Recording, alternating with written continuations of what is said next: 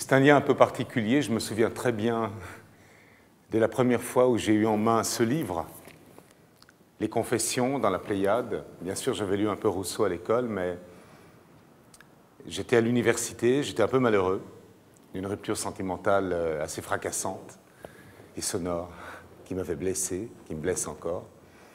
Et j'avais 20 ans et demi, et je vois très bien le moment à la bibliothèque de l'université où j'ai pris les Confessions de Rousseau dans la main, ce volume-là, celui-ci que je suis allé chercher dans ma bibliothèque, et j'ai découvert un homme prodigieusement attachant, et qui parlait de lui, et qui avait inventé le jeu dans la littérature peut-être, même si d'autres avaient aussi parlé d'eux-mêmes auparavant.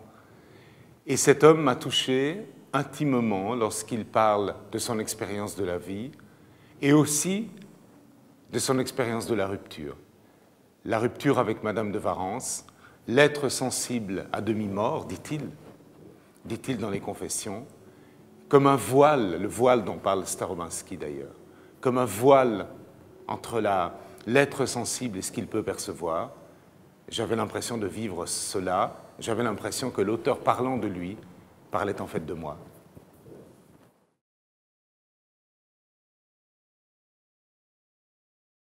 Pour moi, Rousseau est l'un des 2 ou 3 plus grands prosateurs de la langue française. Je connais mal son œuvre philosophique, ou je dirais même que les préjugés que j'en ai ne sont pas nécessairement très favorables, par exemple en matière pédagogique, mais je ne connais pas. Je connais l'écrivain, avec Chateaubriand, avec Céline, avec quelques autres bien sûr, Marguerite Yourcenar, Proust. J'ai le sentiment de l'un des plus grands écrivains de la langue française. Il a inventé le jeu, il n'a pas inventé, mais il a porté de façon sublime la manière de parler du monde à travers soi-même. Sa vie, son rapport au monde, son rapport aux femmes, son rapport à la mort, sont bouleversants d'un bout à l'autre de l'œuvre. Pour moi, l'œuvre majeure, ce sont les Confessions et les rêveries du promeneur solitaire. Parce que c'est là que l'auteur se raconte en son siècle, se raconte en son moi, en son je. J'ai l'impression qu'il a inventé la narration d'une vie par soi-même. Et ça me touche profondément.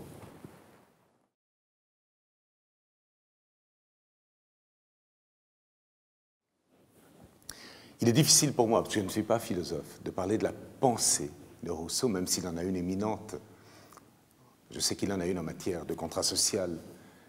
Je sais que c'est un précurseur des grandes idées de la Révolution auxquelles je suis attaché. Je sais aussi qu'il a toute une réflexion sur la pédagogie. Mais moi, plus que la pensée, j'aimerais dire aux jeunes qu'il y a eu un homme, dans un siècle qu'on dit des Lumières, à la fois à jouer des lumières et des ombres de sa propre existence.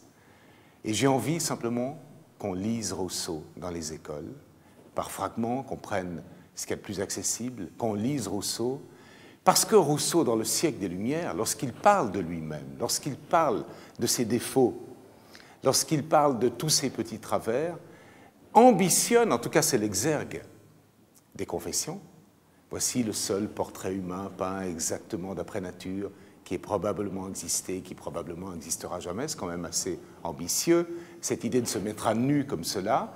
Je crois que c'est un prédécesseur de tout un style narratif où le « je » prend une part primordiale, et je crois qu'en cela, il faut simplement le placer dans ce contexte pour la jeunesse.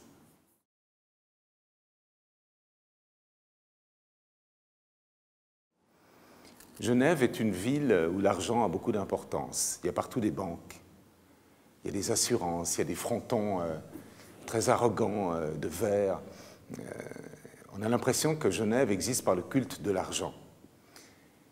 Et Genève se trouve être la ville de Rousseau, comme elle a été la ville de Michel Simon, comme elle a été la ville d'autres gens.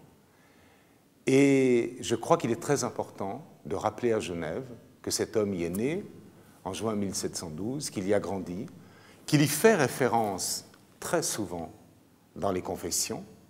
Il revient à Genève, d'ailleurs, il fait référence à Genève, et que les valeurs qui ont fondé Genève ne sont pas seulement la banque et le capitalisme, elles existent, mais pas seulement, mais que ces valeurs sont aussi la littérature, le savoir écrire et le génie d'un homme qui est né ici et qui aura ensuite traversé l'Europe et le monde par la lumière de sa pensée et de son écriture. Je crois que ces valeurs-là doivent être enseignées aux Genevois en 2012.